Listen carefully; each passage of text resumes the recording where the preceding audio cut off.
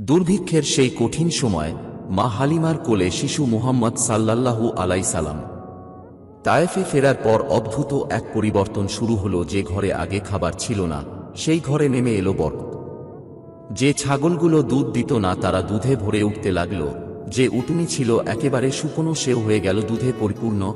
মা হালিমার পরিবার অবাক হয়ে দেখল এই শিশুটি যেন রহমতের এক আলো, শান্ত, পবিত্র, নূরে ভরা এক শিশু।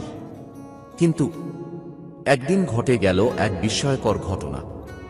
হঠাৎ দুইজন ফেরেশতা এসে উপস্থিত হলেন। তাদের মধ্যে ছিলেন জিব্রাইল আলাইহিস সালাম। তারা শিশু নবীজিকে শুইয়ে দিলেন, তার বক্ষ বিদীর্ণ করলেন, হৃদয় বের করে তা পবিত্র করলেন, সব অশুদ্ধতা দূর করে নূর ও ঈমানে ভরে দিলেন।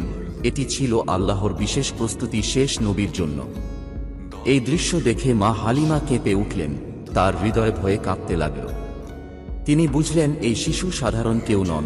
তাই অশ্রুসজল চোখে ভালোবাসা ভরা বুক নিয়ে তিনি ফিরিয়ে দিলেন শিশুটিকে তার মা আমিনার কাছে। এই গল্প শুধু ইতিহাস নয়, এটি আল্লাহর রহমত ও ভালোবাসার এক জীবন্ত প্রমাণ।